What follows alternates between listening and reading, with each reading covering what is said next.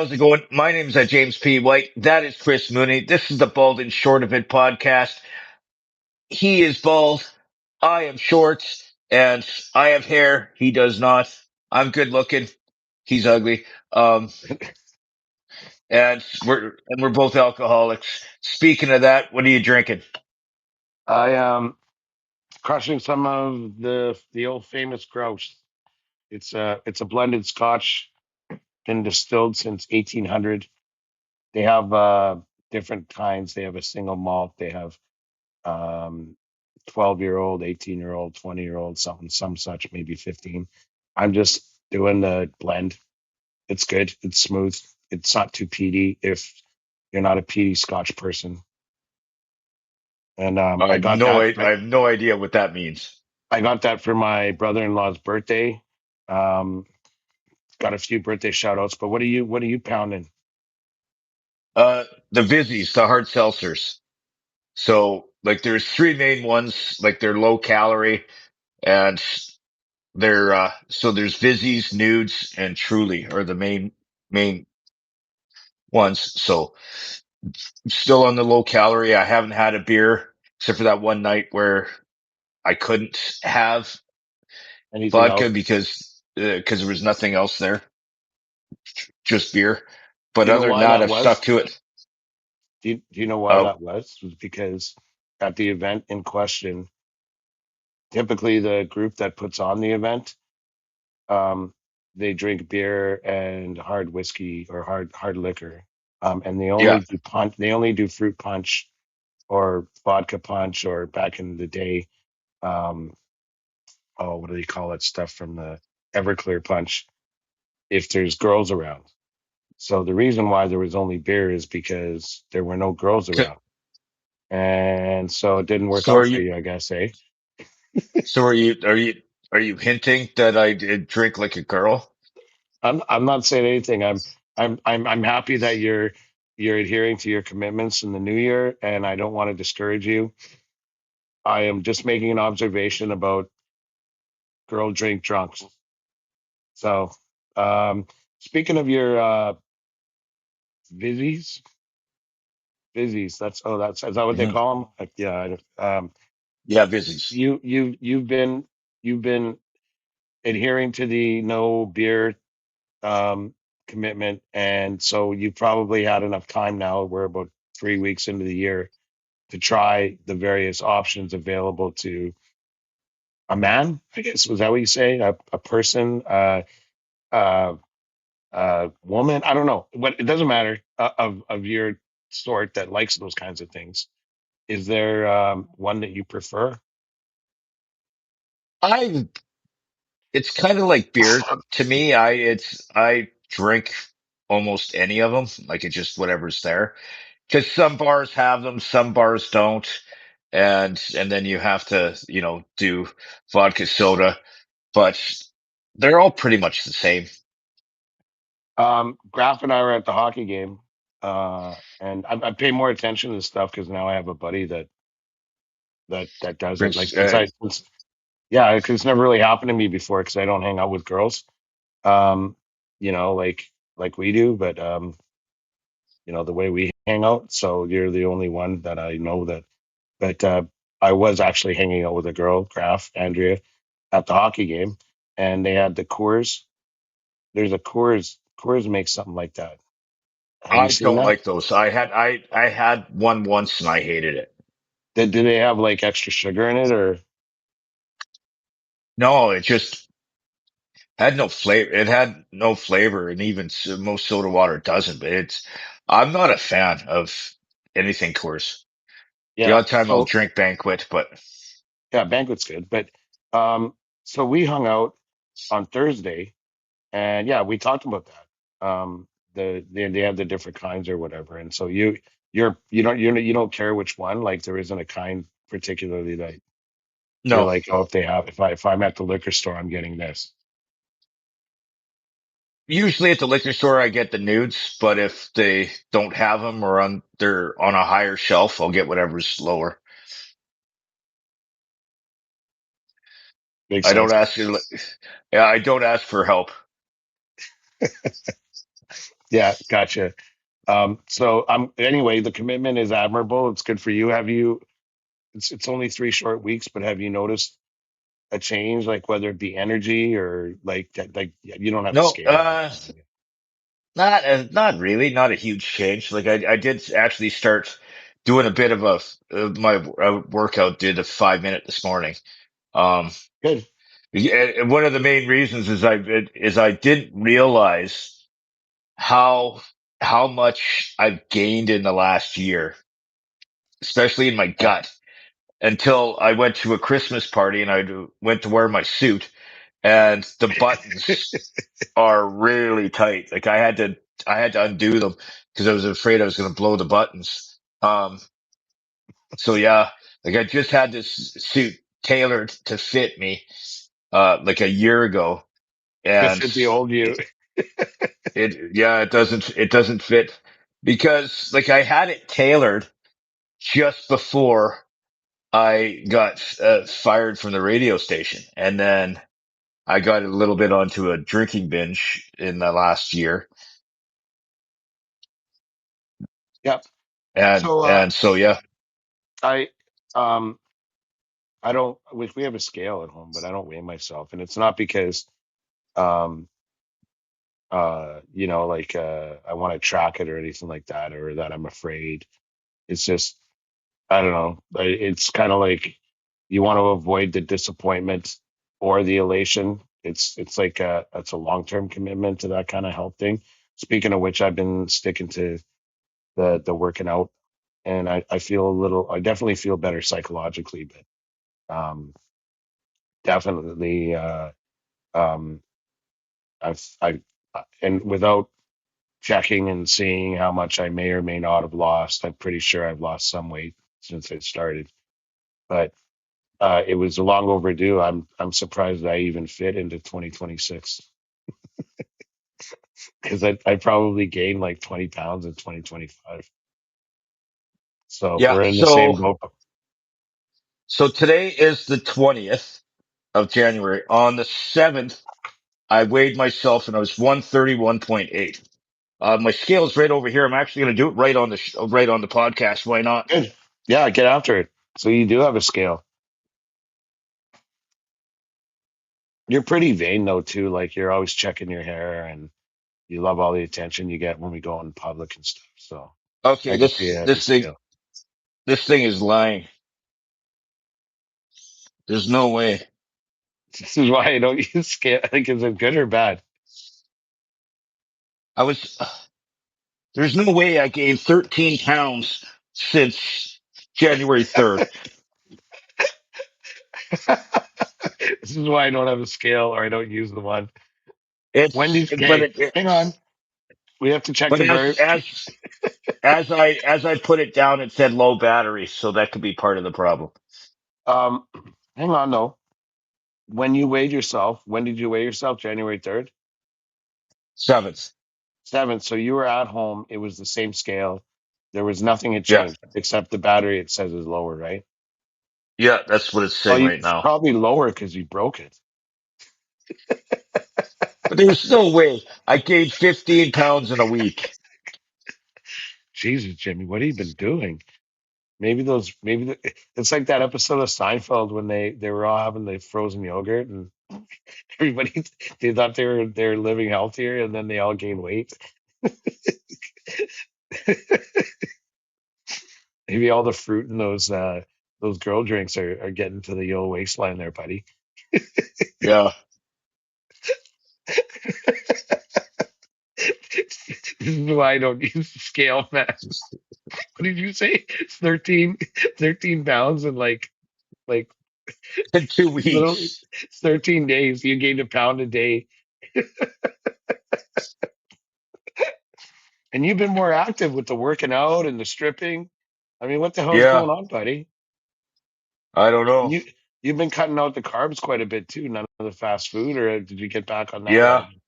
So I better, if I'm gaining weight drinking this stuff, I might as well go back. I don't know. Solve the battery issue if you didn't break the scale, and see maybe that's that might be an explanation. Yeah. I'll get back to you on that.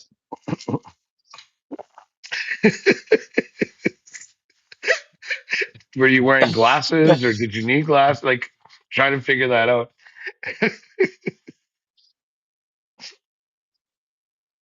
Too But many yeah, I got busy. to figure something else. But Next time you and the girlfriends go for coffee, you guys should talk about that and ask them if they've had trouble drinking the coolers or whatever. the girlfriends, what are you talking about? Or are you calling me a lesbian again? I'm not saying anything. Sorry. Uh, okay, let's get off that subject. You're really Um, excited. Like you kind of went unprompted there. You know what? Good question, Mooney. Let me go check. there's no way I gained 13 pounds. I've heard that when people start dieting or something, there's something to do with water retention, but not 13 fucking pounds, not literally 10% of your body weight in like water retention. Yeah, like that makes absolutely no sense. But again, the batteries could be dead. Speaking of Um, busting your balls, it like you didn't just get up. Like, did you style your hair before you woke up or after you woke no, I up? didn't. No, I didn't. I just, it's the way it is. I forgot to brush it. Looks a little unruly, not for nothing. Yeah. Yeah. It like went out last night and no, I didn't. I had Bible study last night. Yeah. I don't know why. Yeah. I just didn't brush it. It was probably the night before that you went out because, like last week, it was you stripped one night and then went to Bible study. Yeah. I was at a Christmas party on Sunday Oh, where I okay. had to wear the suit, where I had to wear the suit. Was it Ukrainian Christmas or? No, it was a work Christmas party. Oh, is that like one of those things where they do it after? Like, how people you start talking to people in like the beginning of December and they go, "Yeah, I was at my work Christmas party," and you're like, "What?" It's like Christmas is in like a month. Our But company's doing that now? the reason that like a lot of like I work in a restaurant. I'm not going to say where, but um, because the Christmas season is the busiest time, you don't want to close the restaurant Right. when it's busy. So like we closed early on Sunday, and then we had a Christmas party. It was us, and it was a fun night. Did they do it at the place of work or did they go like a No, we hall did or? it at a place called no, it was the Common. Mhm. It's on 109th, just Yeah, I south know where it of is. Jasper. They still have all that vinyl on the walls and all that stuff. I didn't know. I didn't really notice that. Yeah, well, they used to anyway, and they have like lots of records and shit. It's a pretty good place actually. Yeah, it was fun. They have great food there. It's a little too But metropolitan to be like a local, but it's a nice enough place. yeah, it was a good time. I may have got a little bit drunk. Okay, so let's get into some sports here. I was reading that article, and you can explain it a little bit. Bo Bichette. So he was the relief on the Leafs, right? Not the Leafs, the Blue Jays. No, he's the shortstop for the Jays. Shortstop for Um, for the Jays. and he basically broke in. He's a son of a former MLB. I don't know if Dante Bichette's in the Hall of Fame, but when the Colorado Rockies franchise started, he was like the guy. And he actually coached the Jays for a bit about 3 years ago for one season. He was like a batting coach or something. And Bo Bichette's about the same age as Vladdy, and they broke in at the same time, and both their dads were major league players. So you remember with the Oilers when we had like Taylor Hall and Eberle and all these like number one overall and first round draft Yeah, picks? It was kind of like that with the Jays with Bichette and Vladdy. The two of them were kind of the face of the Jays, and obviously they're like kind of men now, and Vladdy was actually eligible for free agency at the end of at the end of this season, just like Bo, but he signed that massive deal that we talked about pretty much when the season started. And like what a contract that was. I mean, the guy was a rock star in the playoffs and really came through. And he's a good guy for the town, the community, and he loves Toronto. It's basically a lifetime contract. Bo Bichette went the other way, um, electing to go through free agency. And uh, whether some people might not know this, but for the Jays' whole playoff run leading up to the World Series, Bichette didn't play at all. He didn't play at all till the World Series, and he played well, and he had a great season, and that's why he got 142 million 3-year contract. I think it averages out to be about 42 million a year, 42 and a half million a year for 3 years. And he's still a young man, so he can go back to the well. And it's like anything, inflation exists. And he basically drove up the price for an infielder to 40 odd million a year. And 3 years from now, once a bunch of free agents that come on the market sign up, he's gonna cash in again. So that's pretty shrewd. It's pretty astute. Um, I'm pretty sure that the Jays would have been competitive in their efforts to sign him and as a free agent. And if a guy doesn't want to sign with the if guy doesn't want to dance with the one that brung you, and it's over less than say 10 million. All right, that's a shitty thing for me to say. I don't play baseball, but like if we're only talking about a few million, like I reckon that the Jays would have been heavy in on him. Then that's fine. I'm not heartbroken. We're gonna look great. The important thing about the team that we watched go to the World Series Game 7 is that they were a team, and there was guys from the top of the roster down to the bottom that gave every drop of dust, sweat, and blood for the team. And if those are the only guys coming back, then those are the only guys you fucking need.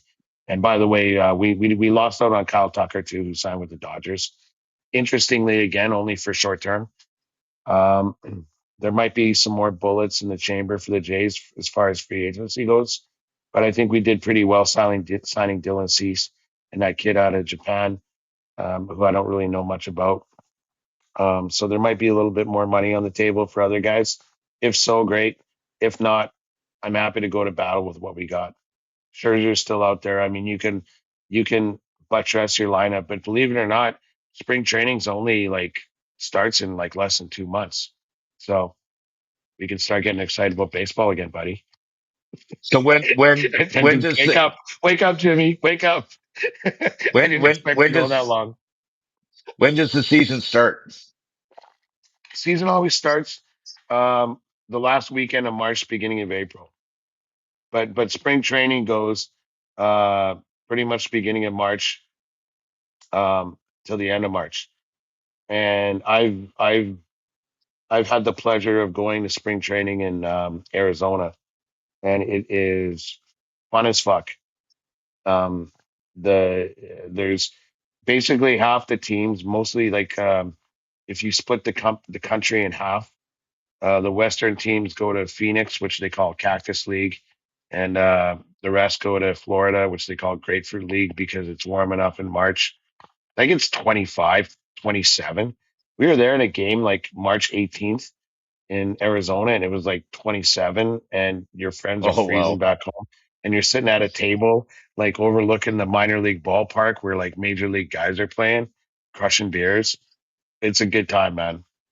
Yeah, and like with the Jays, Rogers owns them, so they play lots of spring training games, even though they don't mean much. But that's a good opportunity to look at a guy like Dylan Cease and, like I said, whoever some of the new additions to the club and some rookies because we still have some rookies bubbling under. But that's sorry that took when we were talking about this during prep. I was like 30 seconds. Yeah, and I knew that, and I don't know if you either saw it under my breath and I'm or whatever. You said, yeah, 30 seconds. I'm like, yeah, right. Um, I feel bad no, because you're not your head's down. You're like. And Jimmy, like now, Jimmy, Jimmy, wake up. okay. Other than that, in sports, we were going to talk about the AFC, NFC, but we'll deal with that later on because we were going to do some wagering on that. It's wagering and it's a separate event that people are welcome to join us at. We haven't even talked about that at all, but we know what time everything starts. So yeah, we'll cover that later. I'm gonna touch briefly on the Oilers because Okay. since we didn't talk about our weeks, uh, and I won't go to great lengths to recap mine, but my fraternity, we did our initiations this past weekend, and as usual, it was phenomenal. And I could shout out to a million guys, but all I'll say is that these young fellas, they busted their asses like since October, September, and they all earned it. And it's just so awesome to see it culminate, and everybody chipping in from like there's probably a from the youngest guy in the room to the oldest guy, we're talking like 50 years. And everybody's chipping in to make it happen and to make it special for these kids. And inevitably you put those guys together in a room or going through rituals and shit that we've done for however many years. There's a lot of catching up and hanging out and really special. I don't think I'll ever miss one. It's like going back to the fountain of youth or something. And yeah, it's great. Anyways, and again, just straying briefly from sports.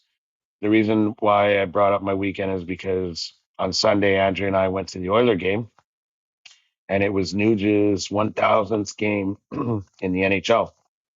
And he's the first Edmonton Oiler to play 1,000 games from game one through to game 1,000 in the same jersey. So obviously, we've had lots of guys pass through town or start with the Oilers, like Gretzky, Messier, Anderson, you name it, Curry, that have made 1,000 games, but they always celebrated with other teams, right? Because like Gretzky was here, I think 9 years before he left. Nuge has been here 15, and it was Andrea got the tickets for Christmas for us, so it's kind of a date night, and you don't anticipate that when you buy it like a month ago, or she bought them like 2 months ago. Um, but the stars aligned, and it was a wonderful night. They had the pregame ceremony with his family, and the boys giving him gifts and stuff, and then he scores the first goal of the game, and um, and Oh, and that the other the building must have exploded. it totally did. And what's awesome is like at the end of the game, totally unprompted, like like I would say the last 2.5 minutes of the game, the crowd's like Nugent Hopkins, Nugent Hopkins, and it's like throughout the game there was a whole bunch of Nuge, and this makes you proud to be a fan and happy for the guy. And I tell you, it was just a all around great night. Um, you couldn't have Andrea couldn't have scripted it better the way it worked out for us. We had a great time, and McDavid made arguably one of the greatest passes of his career that night too. Uh, like a tilt-a-whirl pass right in front of the net to Podsy, who scored. I mean, I can't say enough about that night. It was fantastic, and even though I was a little tired from initiations, there's no place in the world I would have rather have been that night. It was fantastic, and just a brief stat on that.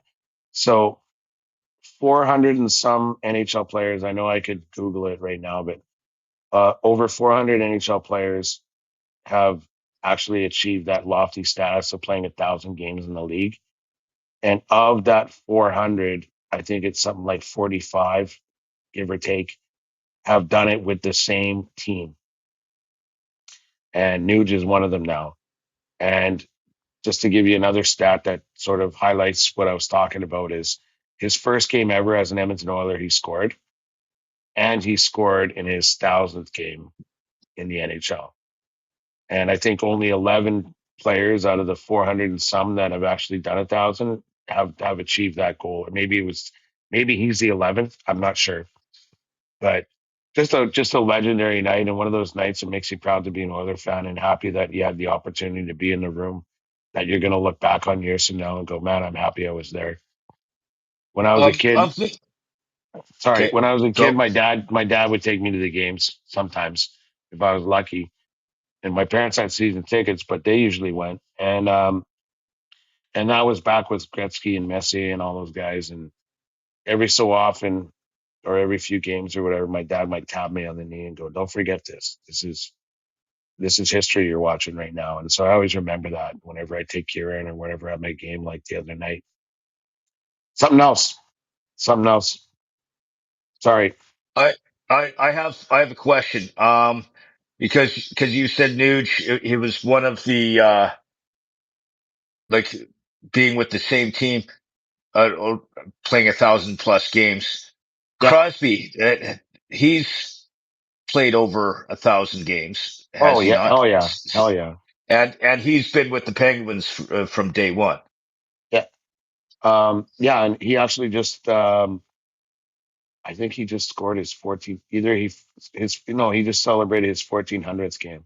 Crosby did with the Yeah, same team. but and with the same With the team. same, Okay. yeah.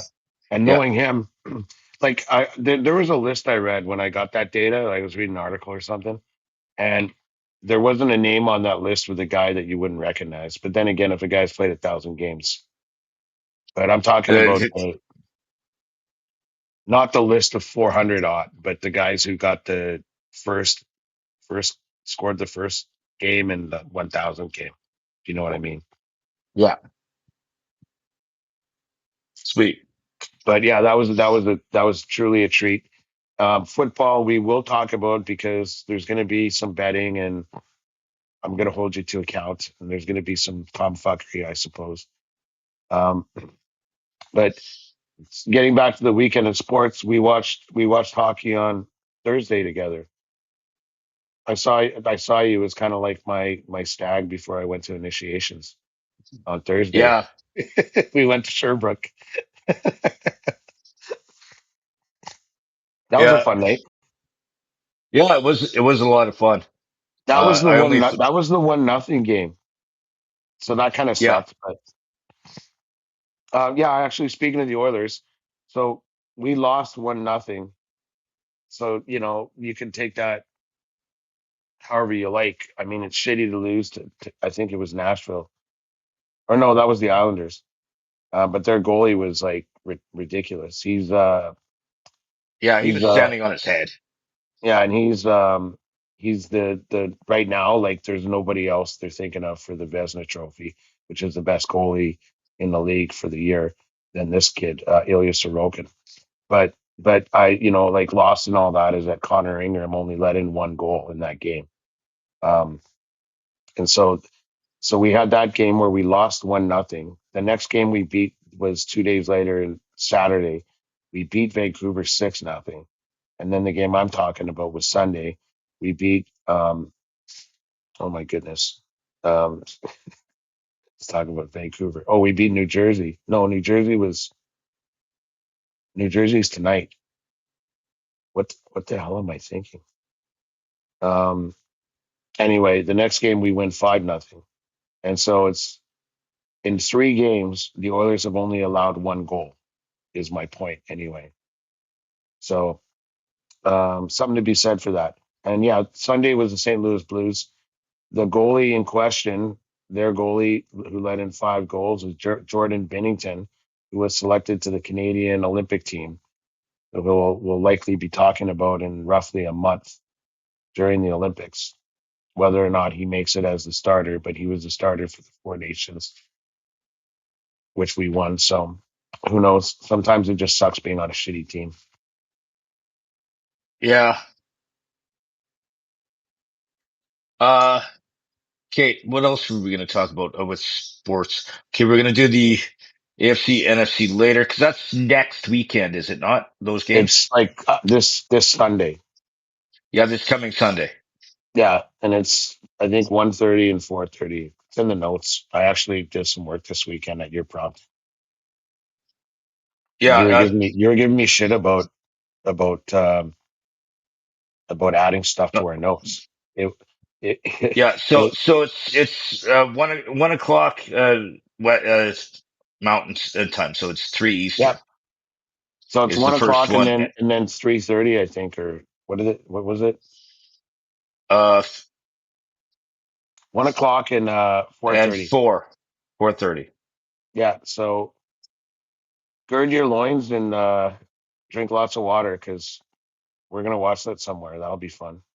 It makes it more fun when you Yeah. got skin in the game. And by the way, my Seahawks are in it. So before we move on to anything else, I would be remiss if I didn't mention like legit friends of the podcast who are celebrating birthdays here.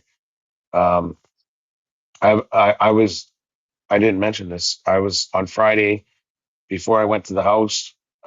We celebrated my brother-in-law Diener and my sister-in-law Maureen's respective birthdays as like a whole family. And Maureen's on one side and Dean's on another side of the family.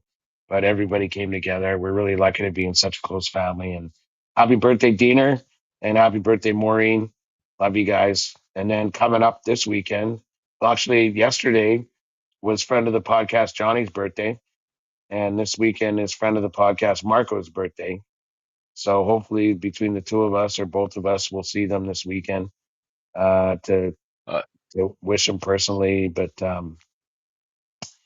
yeah, we love that you guys listen. We're not so impressed that you make out with your husband in the background on our podcast, Maureen. But other than that, we're just happy that you're part of the yeah, yeah, family.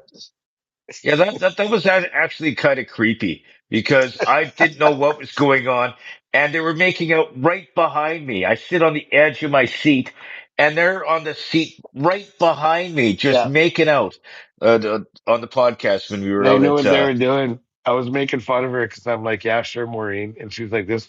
I was making fun of her, like, you guys are like this.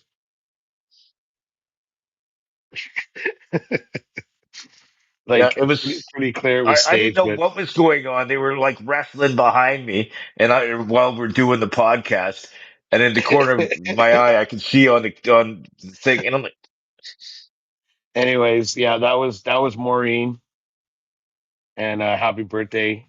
She's it to you know to maybe distance myself a little bit. Like when I said there's two sides of the family, that's the side that's not like she's in law. Well, Diener's an in law too, but you know what I mean. yeah, but Maureen, you know what I yes, mean, and maybe try to clean it up a little bit. That's all I'm gonna say. yeah, Oh, and also that's happy like birthday. Get your shit together and happy birthday. get your shit together and happy birthday. Um, yeah, so that's it. We'll deal with the AFC NFC towards the end of the show. The podcast. Let's get into what is this that you sent? Where did you get this? The qualities for each introverts and extroverts. I wanted to know what you thought of yourself. Do you think that you're an introvert or an extrovert? I have my opinion, but I want to know what you think. I'm 90% of the time I'm an extrovert. Like there's the odd, like in certain situations where I'm uncomfortable where I'm at, I might be a little bit subdued but most of the time I'm 100% extrovert. Yeah, because I'm looking at the good qualities of introverts. Like I wouldn't disagree. Like you're one of the most extroverted guys I know. Um, so I would definitely characterize you as an extrovert without question.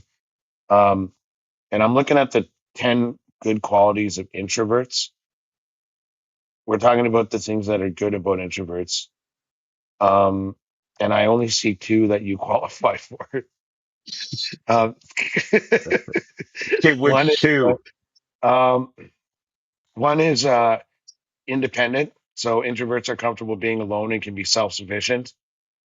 And uh, 10 is or the second one is loyal. So introverts often have close relationships and are loyal to their friends and family. So you're definitely that guy. And you're definitely Well, comfortable like being independent. I can be a good listener. Like when people are No, you telling no, their you're like Jimmy, I no know you no a long when time. it comes to when it comes to heart, when it comes to heart stuff, when they're being serious and I'm going through this, I'm going through that. I can be a good listener. You When can, you're respectful, but that doesn't mean you're a good listener. I mean, I'm not the type of guy that wears my heart on my sleeve and tells everyone about my problems. I can't really say that you're not, but I've talked to you enough times, like sports. Okay, like anybody watching right now, if you come this far in the podcast, go back 10 minutes and watch Jimmy during my fucking, albeit admittedly too long sports soliloquy, and ask yourself if he's a good listener. I was listening, I just You're don't look at you. What, dude? Dude. I've worked in radio for 10 years, 12 years. Where while you're listening to getting involved in the conversation, you're multitasking, trying to you're figure out what you're talking. doing next. When you're on the radio, you're talking, I'm listening. Yeah, So but it's just you're I'm not with good. other Like, people. yeah, you know what? I'm a great listener. I've been on radio where I do the talking, so I'm a great listener. But I'm with other people and I'm listening to them. But when you go on and on about your sports and the I'd like to think that it's, like I'd encourage any of our longtime listeners and friends of the podcast to criticize, and I welcome the criticism if I talk too much about sports. I don't really like going on these long things, but at the same time, I want it to be interesting. And it might be that it's interesting to me, but not to everyone else. So I can fix that. in my opinion, yeah, you don't make it interesting. I fall asleep. So yeah, it's because you're such a good listener. Yes. So now you're an extrovert. So let's just look at this briefly. Um, Extroverts tend to enjoy socializing. And yes, that's you. Feel comfortable in social situations and might maybe more confident in themselves. I'd say that's you. I mean, like Yeah. you project that anyway. Um, yeah, because I wanted to ask you about something that we'll share it for another episode.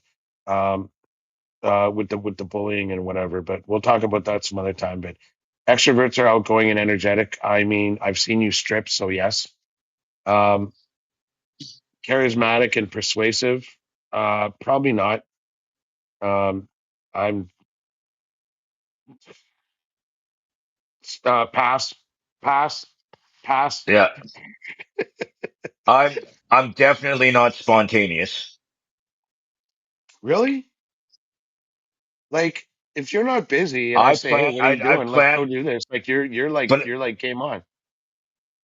Like yeah, but that's remember like a couple but months ago we were at the casino and I was like, "Hey buddy, uh we're going to the casino. Are you gonna like come hang?"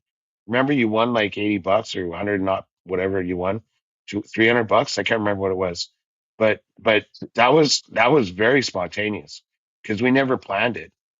It was kind of like we're gonna but go out for Booby's birthday and then we ended up there, and you know what I'm saying? no, but the way that they're describing spontaneous, extroverts enjoy trying new things. I'm not big on trying new things. I'm big, like I'm not the guy that's you know I can't believe that I am fucking arguing with you about trying to convince you that you possess a good virtue because, like I said, there's a lot of ball busting goes on over here. But like you're like half the like things we talk about, like getting your ball sack like fucking waxed, or like, I mean, it says trying new things and are spontaneous. So, I mean, there's so many things we talk about here that I've never fucking done that you've done. I mean, sometimes it sounds like you lived two lifetimes. So I'm going to disagree with you there and say that you uh, definitely fit into the number five good qualities of okay, extroverts, spontaneous.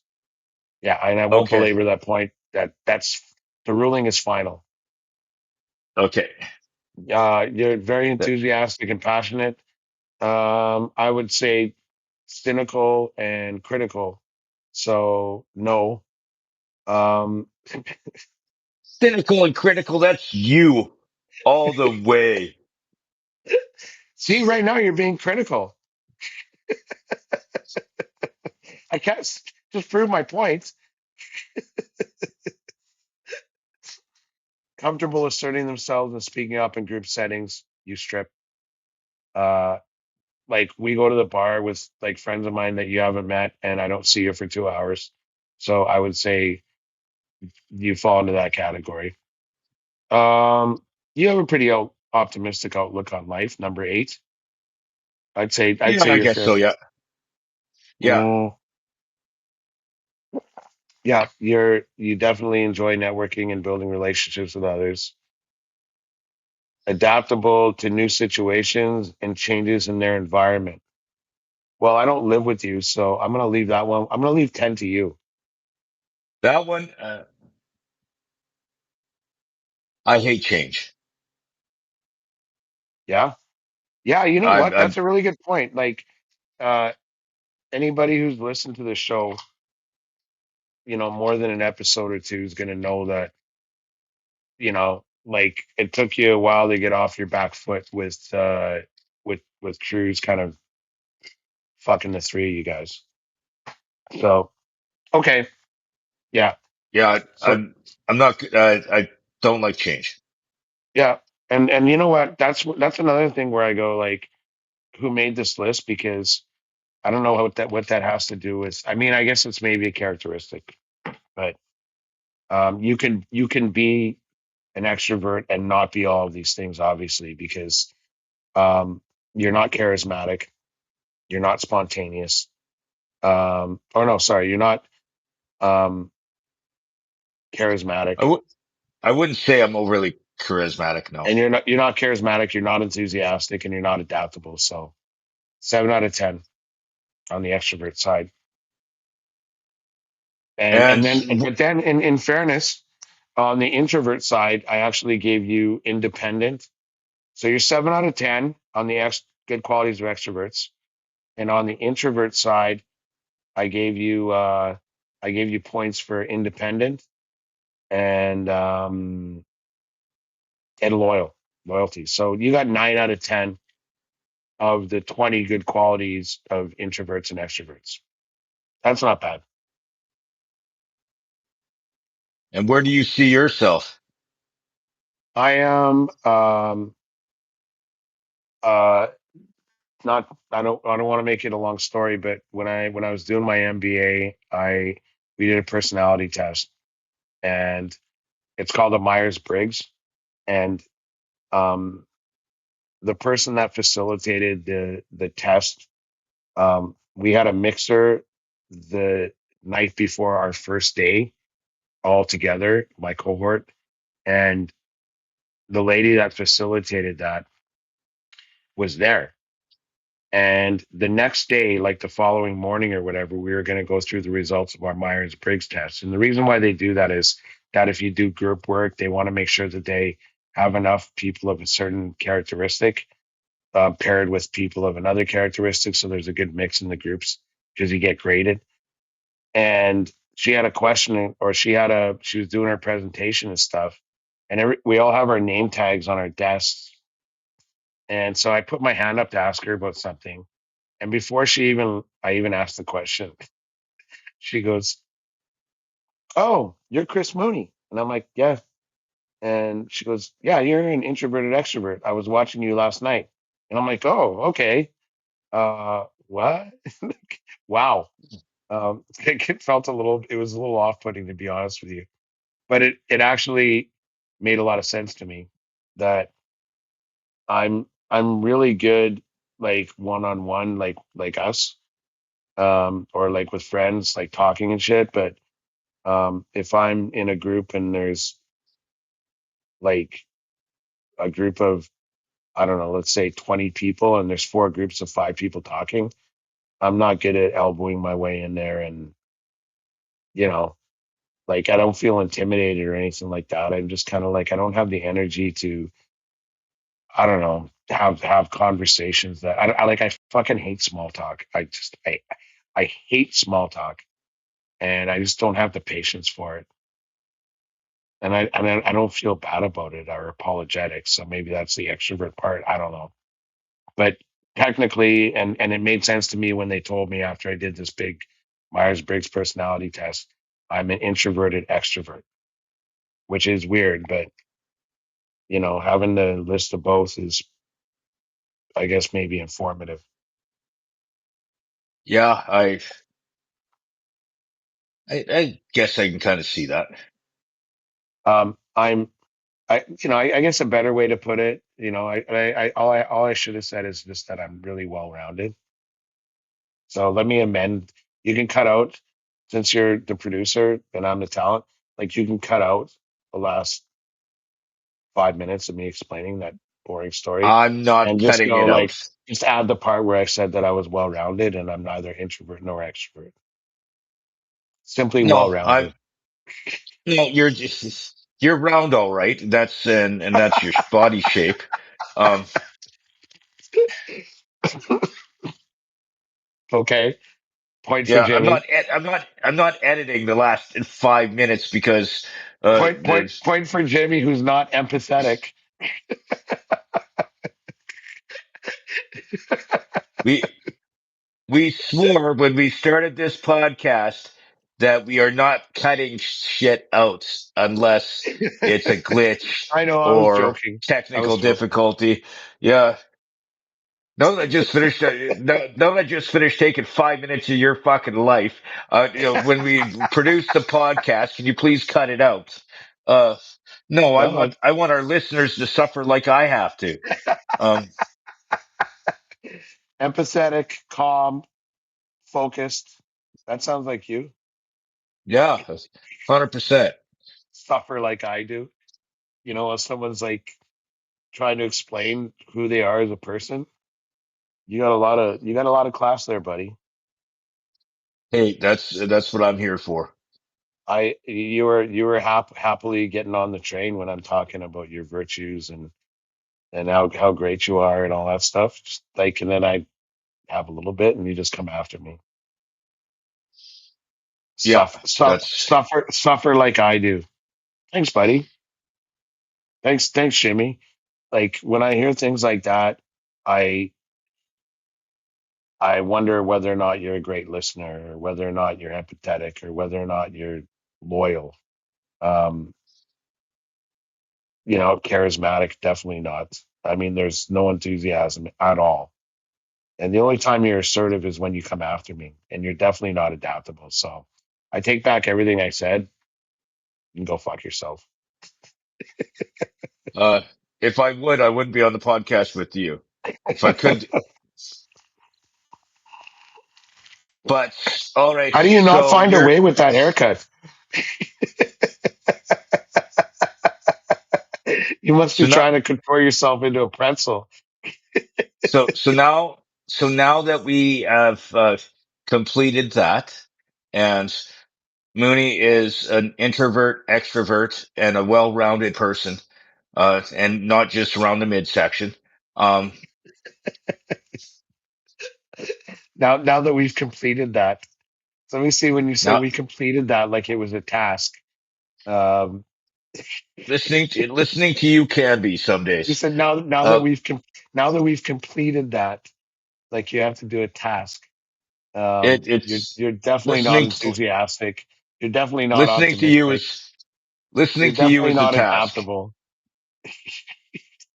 Just now that we've completed that, like going Okay, through the so motions here. so now that that part's over, let's get into something Like it else. was. Oh, was that hard? Now that that part's over.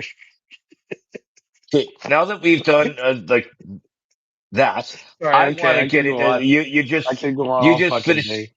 You just finished going on and on and on about sports, and I fell asleep 3 times. Um, like it's a good thing I'm drinking. Um, there Ish. was big news in the Disney slash Lucasfilm world that it came about, and it's something that a lot of people, a lot of the Star Wars fans, a lot of the are really excited about is Kathleen Kennedy is no longer the president of Lucasfilm. She's going back to just production. She is being replaced by two people, Dave Filoni and Lynn Wen Brennan. I don't know her exactly. I know she's done some stuff with the Star Wars, but Dave Filoni he was responsible for like the Rebels and Clone Wars and like a lot of the uh animated stuff, and he's been working with Jon Favreau on The Mandalorian for the last several years. But Kathleen Kennedy has stepped down as president, and a lot of people are excited about that because when she became president, uh, there was a lot of big changes that were made to Star Wars, the Star Wars universe, and it became very woke, and and from the way they're talking, and that was when she was like dealing with as president. So I think it's going to hopefully filter back and go semi normal to the way Star Wars used to be. But here's for hoping. But yeah, so like right now, the two upcoming movies for Star Wars coming this year. We've talked about this before. Is The Mandalorian and Grogu? That's coming out in May, and then the Starfighters either at the end of the year or into next year. But there's some series and stuff coming in. But uh, Keep talking. this is big. This is big news. Getting rid of Kathleen Kennedy. Oh yeah, like I actually, believe it or not, I'm not part of what you nerds call the Star Wars universe. Um, No shit, you're happily, what we call a Muggle. no, I think that's the Harry Potter. It's same thing. It's the Harry Potter half of fags. But anyways, the I actually saw something on X about Kathleen Kennedy, and it was really really funny because like she's largely responsible for um, uh, like the whole kind of like the direction of the woke and less story driven. And by the way, like the only thing that brought me sort of back to the whole Disney business was John Favreau's like take on the Mandalorian. Oh yeah, here it is. um, anyway, John is John. By the way, while I'm talking about this, did John Favreau, like, is he part of that Mandalorian movie? Like, is he kind of the director? Like, did he write it? He he wrote it. Oh, that's awesome. Good. Because really, if you think about it, he's kind of like a contemporary of ours, or at least like a guy who like when he was a kid got excited about it, right? Um, but there's an X account called the Babylon Bee that I follow, and it's kind of like a parody account, like where they make it like headlines. Are you listening, or like good Yes, I'm listener? listening. Good listener. I'm listening. So the I'm listening. so the this is yeah, like a couple days ago when they made the announcement of Kathleen Kennedy stepping down, says Kathleen Kennedy sad to leave Lucasfilm before she got the chance to make a trilogy about Ray's first period. You gotta admit that's pretty funny.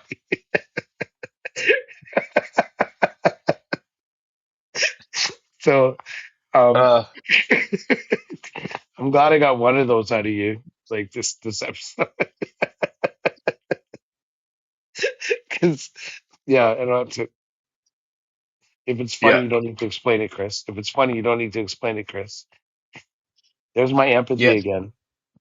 See, that's the thing about the Mandalorian that's different than much of the other projects, like the series and stuff with the for Star Wars, because Jon Favreau wrote it, like he was the primary writer, and he um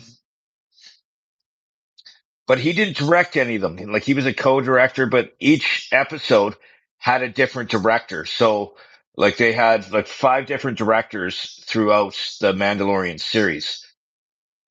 And like they were, so one director for each episode, which was very unique at the time. So like when you have a series, you have a different director for every episode Yeah. is Yes. pretty unique. Well, like I'm not a movie guy. Like as far as like I don't know how they make movies. We both have seen enough, and I've read enough books to understand plot and things like that. But like you could argue that, particularly if you're the guy that wrote the story, that having a different director makes dedication to the story a requirement, right? Yeah.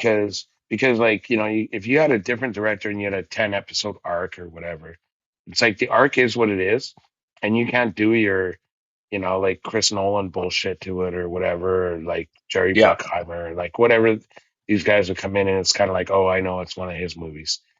Um, it might be a little different if the writer is also the director, but if I was the writer and I had skin in the game and I was passionate about the project, I would not want the same director for all the shit because it's kind of like I bet you any money that by the end of it we will not be friends. Whereas if I wrote it and I have a vision and I have a commitment to the franchise, like an emotional commitment, um, then I would want different directors Yeah. because And then like, it's not the director's vision that's paramount; it's the story. yeah.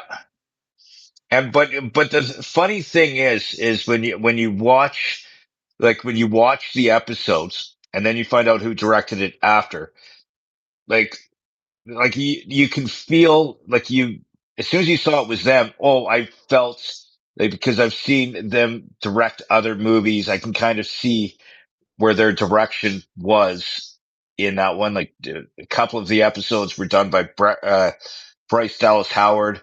Dave Filoni directed a couple of them, and he's now the president. And like it's like you could tell if you know who these people have directed before. Like Mandalorian, even some of the episodes were directed by Carl Weathers, who Really? was in the Mandalorian, Yeah, yeah, I know. and I know like he was. he was Grief Karga, and he was the director of one of the big episodes in Oh, season two. to Carl Weathers, to Carl Apollo. Weathers. Yeah. But yeah, so that's big news. Getting rid of Kathleen Kennedy. She's just Well, going to be a producer now. um, Kathleen Kennedy is obviously part of the Kennedy family, and I don't know if people know this, but I know a lot about. I don't care if people know that I know a lot about the Kennedy family. What I don't think a lot of people know about is uh, Joe Kennedy, like the old man, who, by all accounts and from everything I've read, was just a fucking horrible person. But that's JFK's dad and RFK's dad and Teddy Kennedy's dad and all that shit. Um, he got heavy into the rum running and stuff, and that's how he made those mob connections in Chicago that helped John get elected back. But he had those connections in like the 20s during Prohibition, or is it the 30s? I think it was the 20s, and uh, with all the money that he had. Oh, and also, by the way, he's like the reason why they started the SEC, and I think he was the first chairman of the SEC, and he was one of the like the biggest insider trading violators. Like it was the Wild West in New York, uh, in Boston. Like in terms of like you make a lot of money, you can make a lot of money, and he got into all kinds of shit.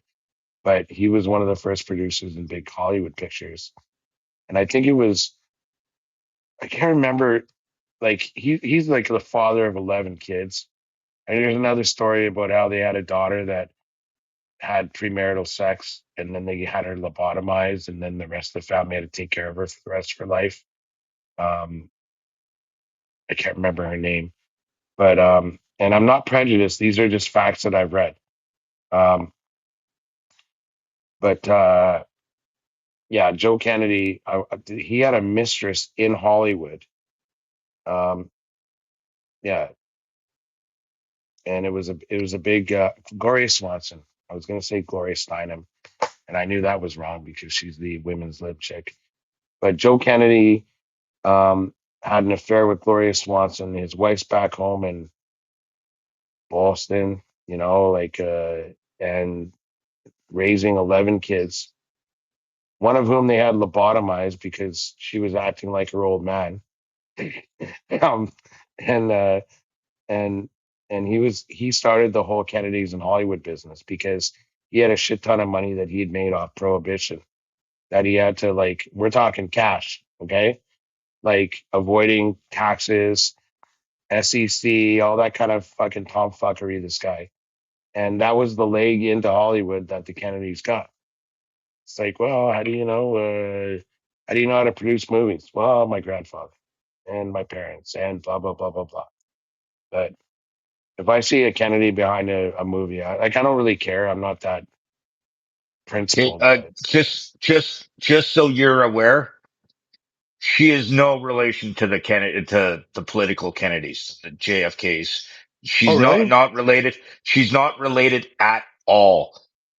really? JFK had a sister named Kathleen Kennedy, but it's not her. So where She's does not she come related to. from? She's no relation at all. President of Lucasfilm, 12 to 26. Well, that's a long run. Co-founded Amblin. Oh, with Spielberg. Oh, she was married to Frank Marshall. Okay, so Yeah, she's the wife of she's Frank no relation to the political Kennedys Kennedy at all. Marshall Company. Yeah, okay, I'm sorry, my mistake. It doesn't really impact anything. The two are clearly unrelated. So I'm glad that you Yeah, brought that up before I drew too many comparisons. because you were going on and on about it, and then I'm like, that doesn't seem right, and I looked it up. But JFK had a sister named Kathleen, Yeah, but that was it's my not her. presumption. Yeah, But doesn't it's not matter. her. I haven't fed anybody. Please, dear listener, realize that I have not fed you any disinformation. Everything I've said is facts, except for the Kathleen Kennedy's ties to the Kennedy family. Turns out she Okay, was married to Frank Marshall and founded Amblin with Spielberg or whatever. yeah, she's been in movies for a billion years. Like she's mostly a producer, and then she was made the president, and I just thought that was a horrible decision myself. Like, there's no Um, story about her like founding, coming from hard scrabble roots, or like no, learning how to work and be a person, and you know.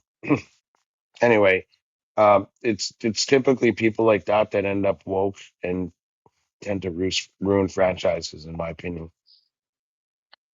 but okay. Now let's change subjects. Let's change the subject a little bit because um, you're starting to depress me.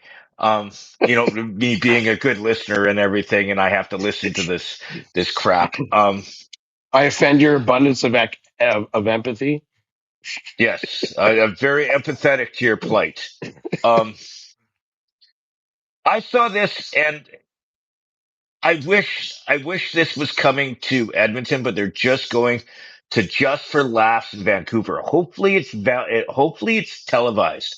So I'd love to see this. David Letterman and Zach Galifianakis are Who? doing Just for Who? Zach Galifianakis Okay, just double checking. because I mispronounced it, like I butchered I it no, I'm like just no, horribly. I wasn't sure the first time, and now I understand what you're talking about. Okay. Uh, I want to see this. It's for a festival. Um, and I hope they televise this. Could Um, you imagine seeing what's Letterman you, live? like, what's the festival called? It's the anniversary of Just for Laughs. Oh, it's Just for Laugh. Yeah, that might come up. That might actually be televised. And that's in Vancouver, you said? Yeah. So, but I'd love to see uh Letterman live. I I'd love to see the David Letterman show live. Um, Yeah. I've never seen him do stand up, so like No, but he did, but he had his show, and like he has this one, or he did. I'm not sure if it's still there, but and he had this thing, a special on Disney. It was called "And My Next Guest," David yeah, Letterman, and my next guest yeah, is, yeah. and that was really good. That was, in my opinion, better than Comedians and Cars with Coffee with Seinfeld, which is on Netflix. Because it's basically like a long form version without commercials and shit of Of when Dave had his did a show, show. right? But like even so, if looking at both, um, there's a lot of stand up and comedians and things I find funnier than either of them. And just like slow your roll on this Letterman Galifianakis business because like when you like we're like pretty much the same age. When you Yeah, watch Letterman, you're like 3 years older than me, so you're old. I'm 2 years older than you, Jerky. But anyway, growing up, like you watch Letterman, like at least in Yeah, junior high on or yeah. whatever, and like obviously top 10, Paul and the band were like they're slick as butter. Oh Like yeah, that band and every musical guest was like actually someone that he liked, that just might happen to be promoting an album or whatever, right? Like they had Steely Dan on. And I mean, obviously he had that close relationship with Pearl Jam and Paul Schaefer like was a producer of like the Blues Brothers band. Um, so there's like so many things that are actually corollary to um, like the actual like show and him interviewing people. Like the top 10, Larry Bud Melman, like right? And like they throw the guy on the Velcro, right? That was the genesis of the whole Velcro thing that you talk about, right? That's all yeah. But that, Letterman. yeah.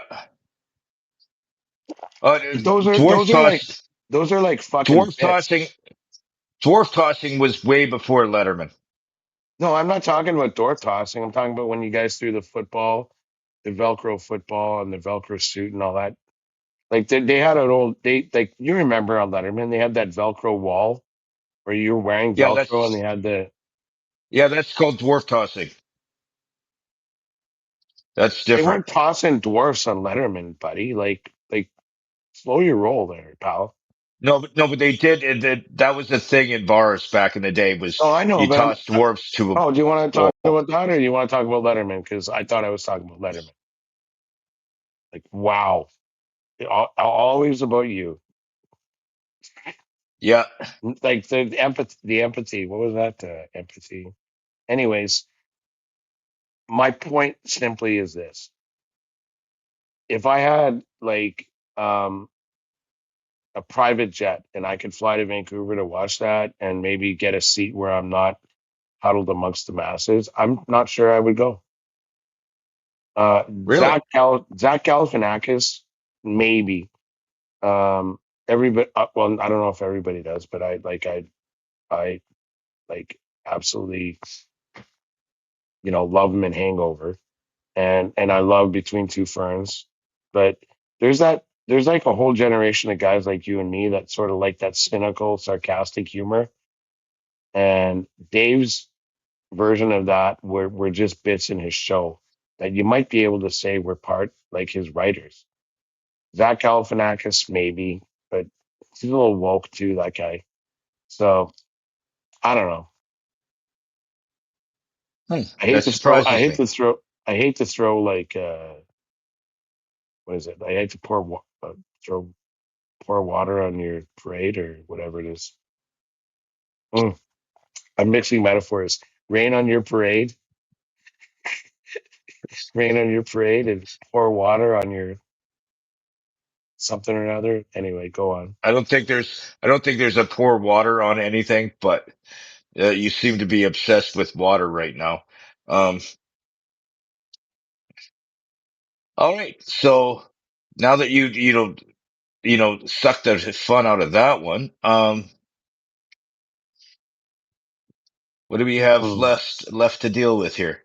Uh, then Oh, like then we can oh, I'm just sorry. I'm sorry. Is that this work for you? that's like what's left that you can suck the fun out of. Um,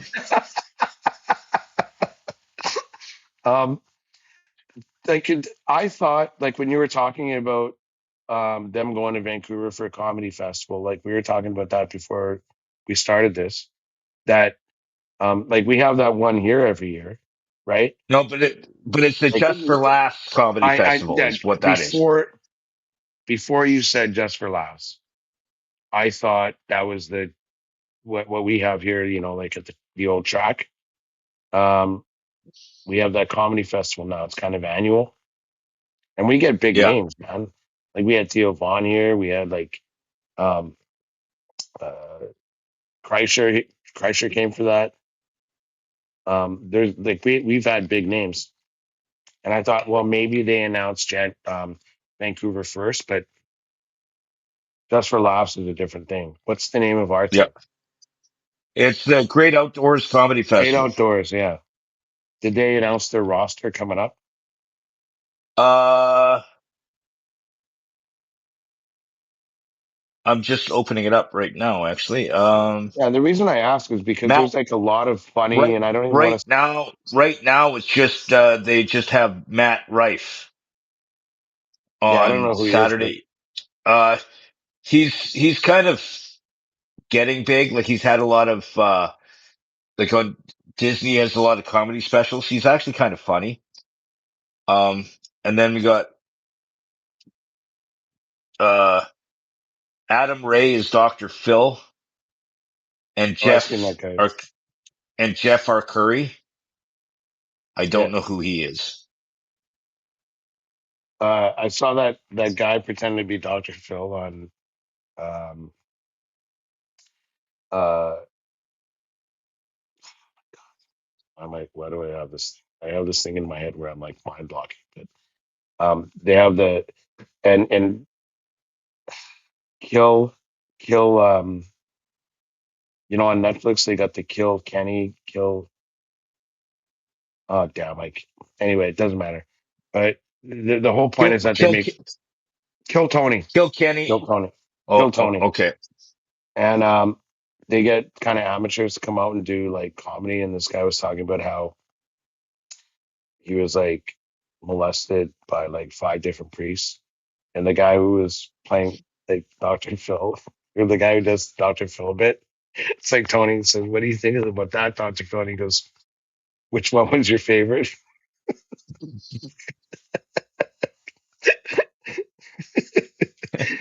I don't know how you like actually have a career as a fake Dr. Phil. Um, you know, like, and still be able to be like an independent stand up. But my whole thing is that there's a lot of really good guys out there, like Andrew Schultz, like obviously Kreischer, obviously Rogan, that are just bringing like breathing fresh life into comedy for like the 21st century, really. And like most of them have podcasts now, and I think that's great too. Like, and they all support each other. There's no backbiting or like heavy handedness, and I think that's just great. I don't that Galifianakis is the guy that should have a podcast. Maybe he does actually. I don't know. I, I I think he does, if I'm not mistaken. Yeah, and like we were talking about Brad Williams, like he's got that new one, Titan something or other. He's got a name for it, but anyway, Yeah, I think that it's not as good as this one, but you have to remember to tell him when we meet him, if we meet him. But the, you know, like I said, I have like a abundance of respect and nostalgia for David Letterman. I am not going to fly to Vancouver to see him before I'm going to like take an Uber to the track and watch some of these new guys lay out some really funny shit that's like pertinent and like new ish, and not really worried about pissing people off and just focusing on the funny. I think that's the best. Yeah. Zach Galifianakis does Sorry, have who? a part. Gal, you know, uh, it's called the Smartless Podcast. No, he's not on it. SMART. No, That's his podcast. That's Smartless his is podcast. Smartless is Jason Bateman, um, the fellow that played the gay fella in Will and Grace. I never watched that show. Sean something Oh, or okay. other, Never mind. and the guy from Canada, Will Arnett. That's Okay. No. Okay. Smartless. Yes. Okay. That one I've listened to. Okay. So sorry, I was mistaken. He did an episode with them. Yeah. So he doesn't have one. No. If this was a date, like if like what are we like maybe a buck and a quarter in, and you were a girl and this was our first date, I would not be. I would be gone. I would have left by now. Dude, I would have left at hello. Like, Like we need to get you a laptop or something because like your head always goes down. Like when you're on your laptop because you have your phone up there. Not for nothing. don't care. Or, or maybe it's just that, like you're not a great listener and you're not observant. Okay. On a different note, now that we're halfway through the podcast, and on on a different note, what? okay, so what's going on with this AFC NFC shit? So enthusiastic? Probably not. At this point, no, more like pissed off. But okay, okay, let's do it. What is this AFC stuff? What's going on? Last Are week we you? were talking about last week we were talking about football Yeah, yeah. So and the AFC NFC is coming up this Sunday, and it's the playoffs leading up to the Super Bowl. So the winners of these two games will face off in the Super Bowl. Correct? yeah. Okay.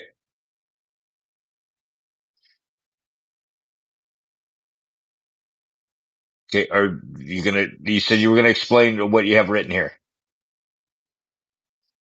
So the AFC Championship features the Patriots and the Broncos.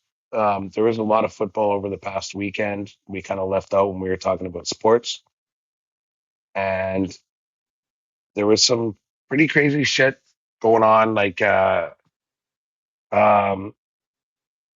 that I won't rehash. And fans of the Patriots were happy that they won by a low score, even though Drake May didn't really have a great game. And that's why I think that the spread for the over under 41.5 points is probably too high, but that's none of my business. They're playing the Broncos at 1 o'clock Edmonton time next Sunday. And my favorite team in all of the NFL is playing at 4:30 MST. And the over under is 47.5 points. I didn't even think about this. Sorry, I said spread earlier with the 41.5. With the Patriots and the Broncos. With the Rams and Seattle, the Rams beat the 49ers. And the Rams and Seattle have had a little rivalry going on for a long time, but Seattle has had a ridiculous year. And I am a hardcore fan of Seattle Seahawks since I'm a kid.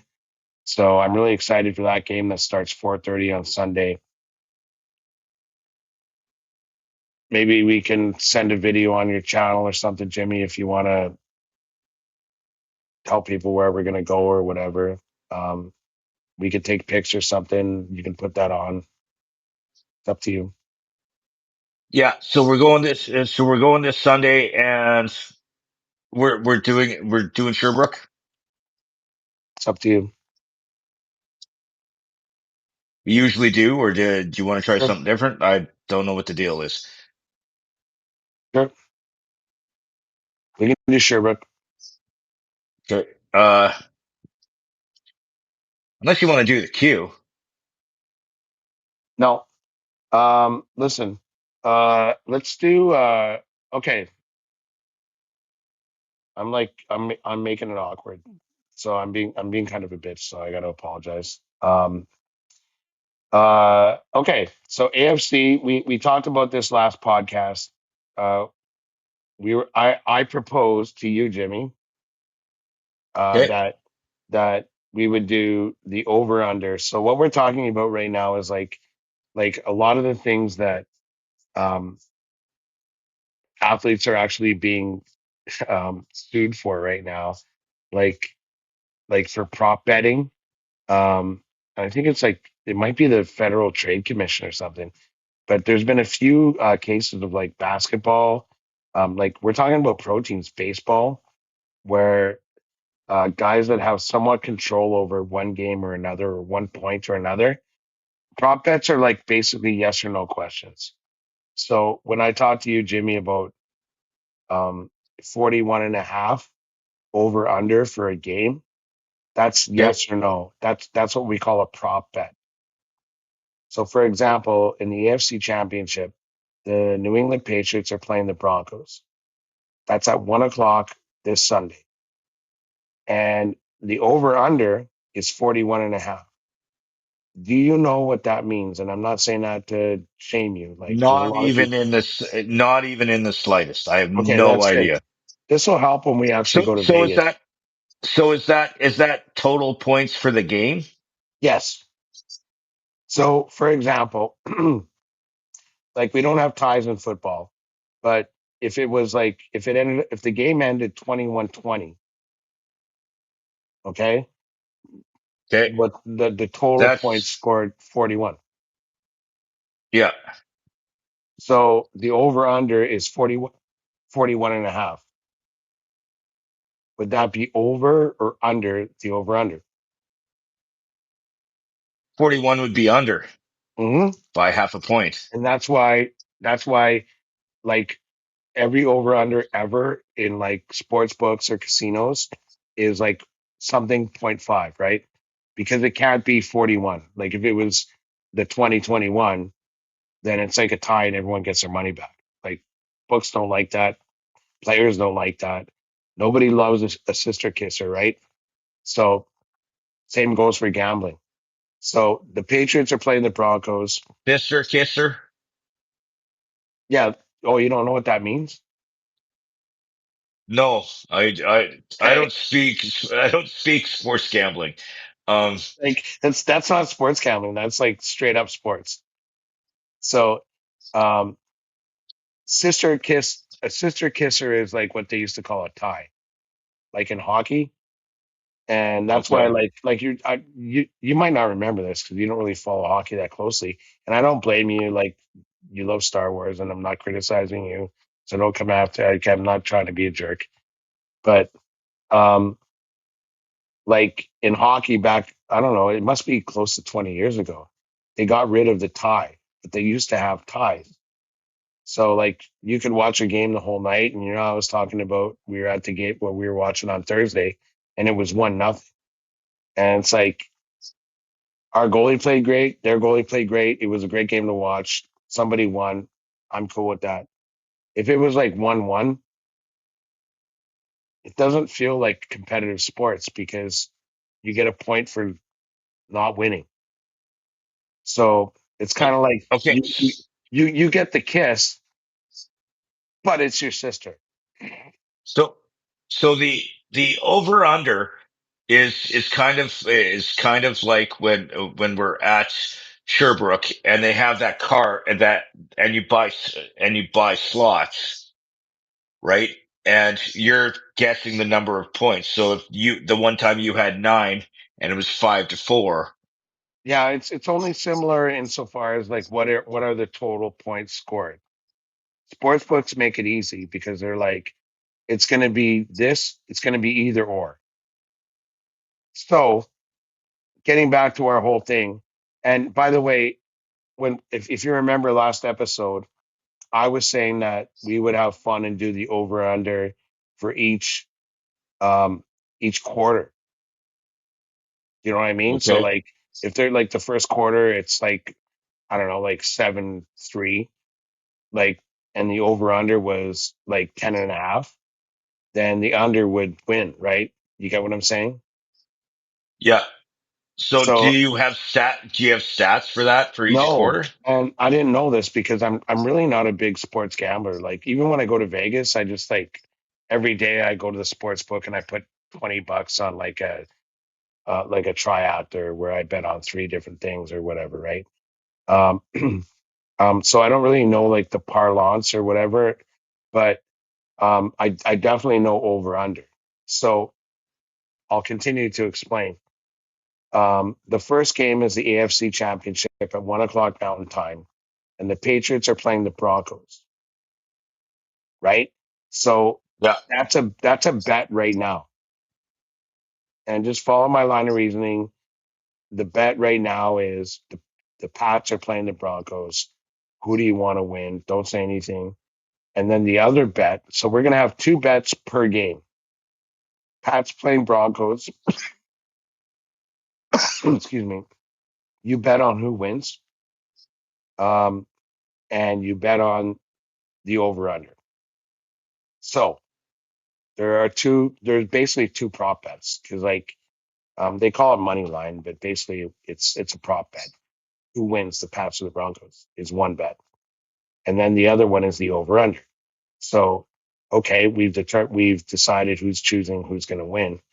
Um, what's the total points that are going to be scored in that game? And for the over under that we were talking about is 41.5. And by the way, Jimmy, like since I'm a fan of the Seahawks, I'm gonna give you like first choice. So we're gonna like I'm gonna give you that whole box. What do you mean? What I mean is that like you own the AFC championship and you can choose the winner, the Pats or the Broncos, and you can I'm, choose the ta- over under. I'm taking the Broncos. Okay. Um So and I don't want the Patriots to win. okay. So okay, there's all right, I'll take the over under. And then but then the next choice is gonna be mine because Yeah, I'm a Seahawks fan. I'm taking the Seahawks. Right? Can we agree on that? obviously. Okay. But I'm going to take, Obviously, and just so you know how I bet when it's like this, when I bet with friends, I always take the one that's not favored. oh, okay. Yeah. Like, cause the Broncos are not favored, even though, like they even got like there are two teams in like all of NFL that got buys, the Broncos and the Seahawks. I'm glad you brought that up because I'm going to be honest with you, Jimmy. Like, the Broncos, they got a buy and the Seahawks got a buy. And I'm like so proud of the Seahawks this year. They're like, I love them. They're like such a complete team. It's like the team that you want to pick guys from in fantasy because everybody produces. The points get spread around. It's a great team. And so I am picking the Seahawks, but I'm telling you right now that like I can take the over under on the Patriots Broncos. It's up to you. Or you can just do that whole block, if you know what I mean, and the whole block below, right? You get what I'm No, saying? no. Okay. So like when Johnny and I usually do like UFC, it's like you bet on one fight, I bet on one fight. You bet on one fight, I bet on one fight. And I was going to do that if we had over under for the quarters. So it's kind of like, but if we just chunk it out and go like you pick the winner of the AFC, I pick the over under.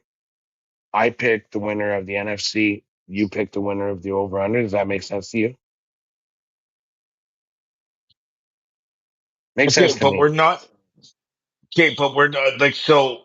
We're betting on. So you're taking the Seahawks to win, Yep.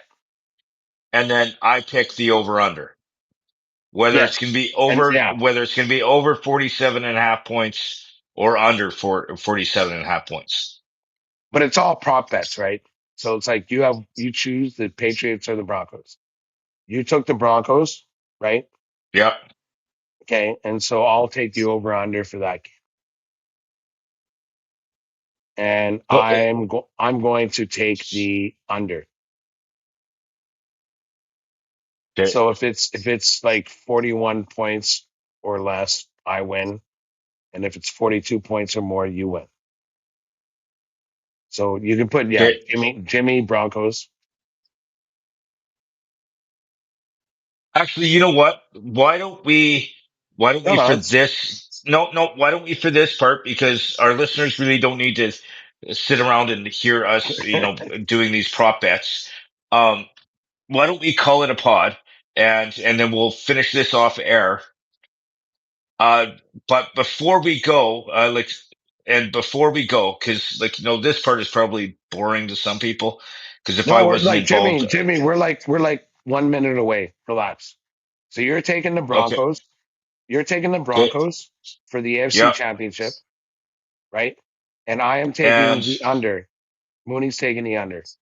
And right now, as of this listening, the under is like 41 and a half. The over under is 41, 41 and a half. okay, Okay. and So now NFC, I'm taking the Seahawks.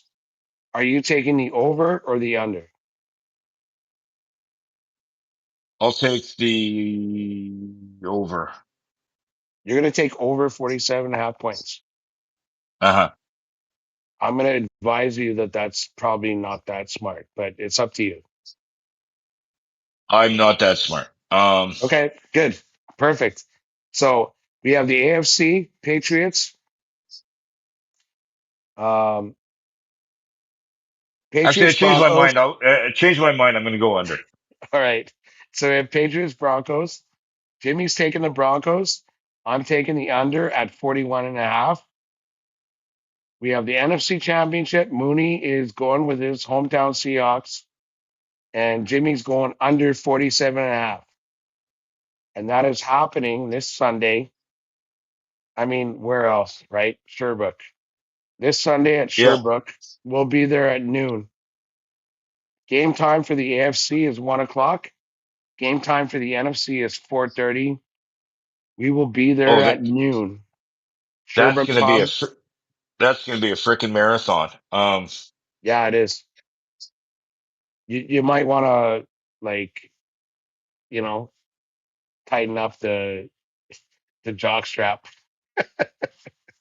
Yeah. Wear So loose do you pants. do you get all that? You understand? Yeah, I think so. Yeah, and I But think then, that you were but also when we're there, you were talking about doing per quarter. Are we still going to do that or no? doing what now? Doing the over under at the quarter? We could if you want, but truthfully, Jimmy, like I AI'd it, and um they don't put that out till like the day before because there's like guys getting injured or like guys that are on the fence that can play or whatever. Like Bo Nix with the Broncos, like he broke his ankle, or they have like a guy that's not really up to it playing a conference final. So And we'll just play it by ear. well, If we do it, maybe we'll do like other prop bets of some kind. it's conference finals.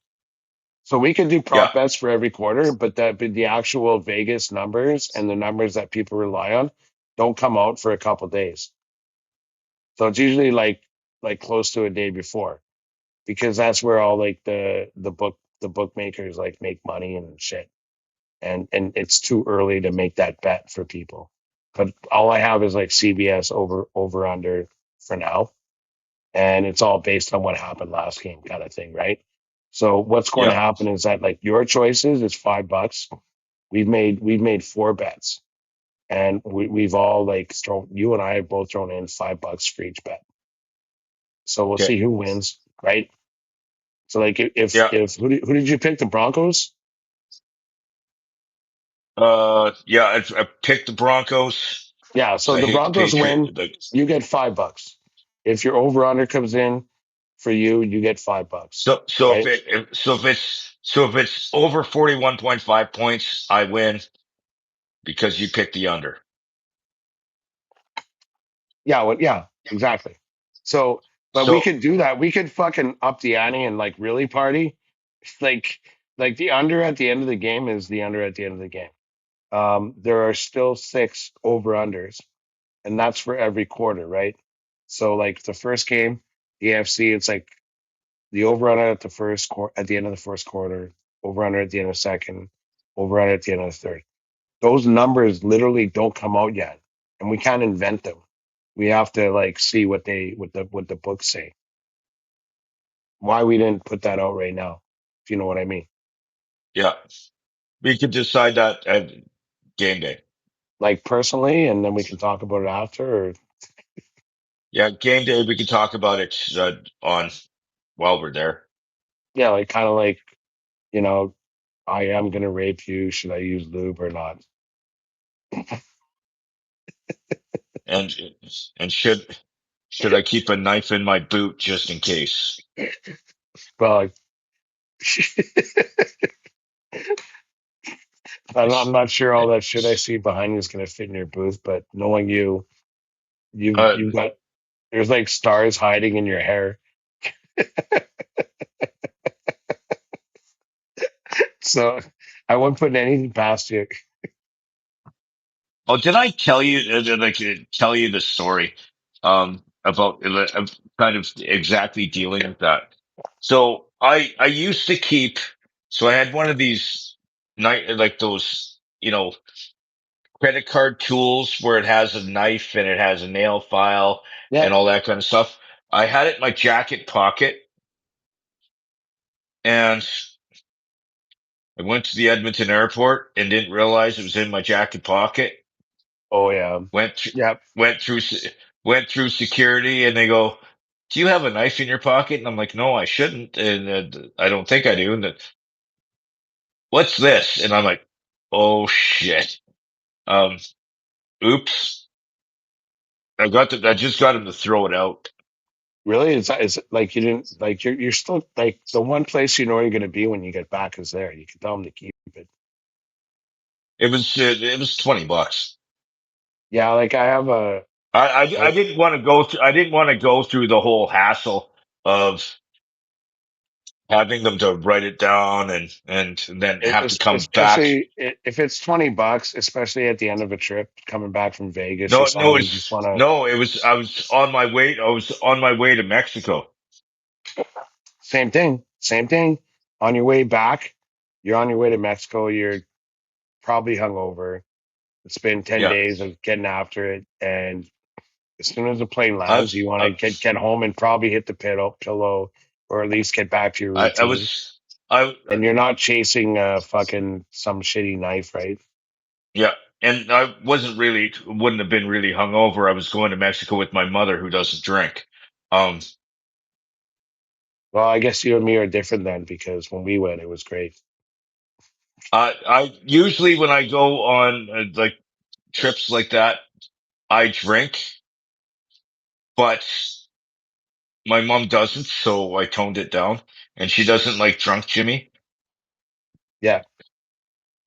So you brought up um, another story that comes to mind is um, lighters on the plane and stuff. And like I have a Zippo and like gone to Vegas and lots of times, and it I like sometimes it really is the guy. Like I've never been pinched, but I always worry about it, and so typically I'll put it in my suitcase.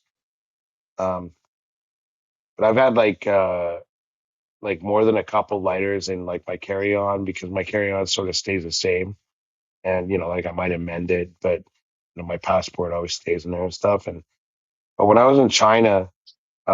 for my NBA. Like you know some of these guys. You know Lovis and Max, and Yeah, I don't know if you know Steve Baker, but um, in maybe. China, in China, when you land, you're not allowed to um, uh, actually have like a lighter in your bag. So like you can't have a lighter. Period. So there was a bunch of us, or there's well Max Lovis and me were in Thailand before we met our cohort, before we went to like into China. So we met them at the airport um, in Hong Kong, I think.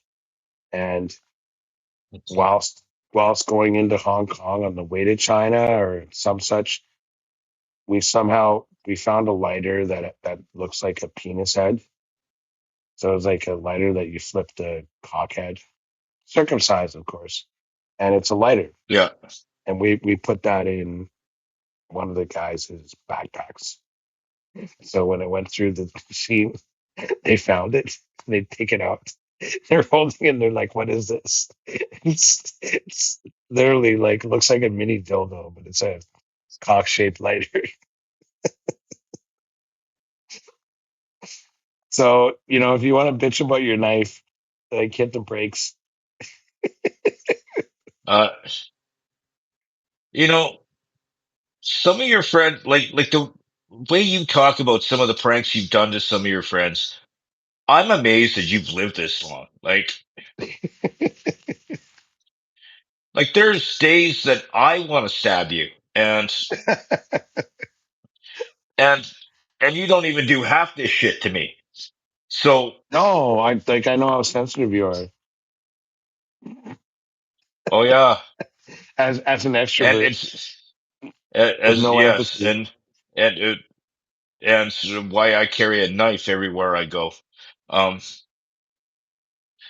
like if as soon as the Wolverine surgery is allowed, I'm getting blades put in my arms, Well, you got to do something about the hair then, because whatever. dude. You're the only one. You're the only one that has a problem with my hair. No, I like it. I told you, but Yeah, as a gay lesbian uh, grandma.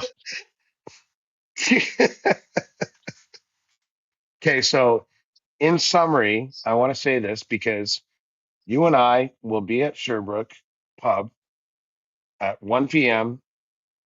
this Sunday. That'd be January. Find the date, Jimmy.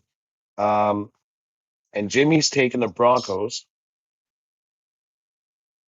to win for $5. I am taking the under at 41 and a half.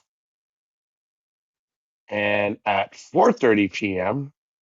at Sherbrooke Pub on Sunday, Jimmy will give the date when I'm done. I am predicting the Seattle's to beat the Rams. Sorry, the Seahawks to beat the Rams. And the over under is 47 and a half. And Jimmy, I think, wisely chose the under. We got that?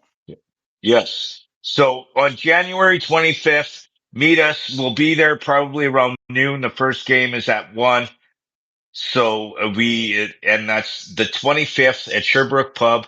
That's on 118th Ave, just north on St. Albert Trail.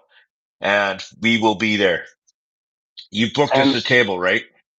Like uh, like a table big enough for all of us, not just, you know, some, and then I have to sit somewhere okay, else. you're okay with the booth, right? You like the booth? The booth is good. Yes, I like the booth. All right, then we have nothing to worry about. But um, prop bets notwithstanding, so we could add $15 to each game by prop betting, like the over under at each quarter. But those numbers don't come out from the books. Hey, I bet $5 right now as a prop bet for the watch party that by the end of the night I'm going to punch you in the face. That's within your control, so I'm not taking that action. I have a Okay. I have I have a prop bet that of the 4 bets that we just made, I'll bet $5 that I've won at least 3 of them. You want to take that bet right now, Jamie? If we're tied, it doesn't count. But if you win, I give you $5. So of the 4 bets we just made, so the Broncos winning, and you took the under, and with the Seahawks, you're gonna take 3 of them. That's my bet. $5. I'm taking it. All right, awesome. So now we have $25 of skin in the game. Maybe we don't do over under each quarter. That's the best thing to do when you hang out with a buddy is do the prop bets. It's a yes or no. Like take your poison, buddy. So if we're tied, that $5 doesn't matter. Like I said, it's a sister kisser. But if we're like, if I win 3 of those, or if you win 3 of those, you know, the guy that's already won wins an extra $5. I love it. I think that's great. Okay, so I wrote that in the thing. Mooney wins 3 out of the 4. Or you, either way, you get the point. Yeah. If you want to look at the camera and show everyone love before we No. send them on their way, Well, this is the Bald and Short of It podcast. I am James T. White. That is Chris Mooney, and we will see you next time. Or we will see you this Sunday at Sherbrooke. We will probably be there by around noon. we will Look be for there by noon.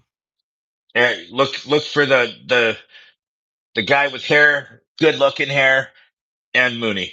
Um, see you next time.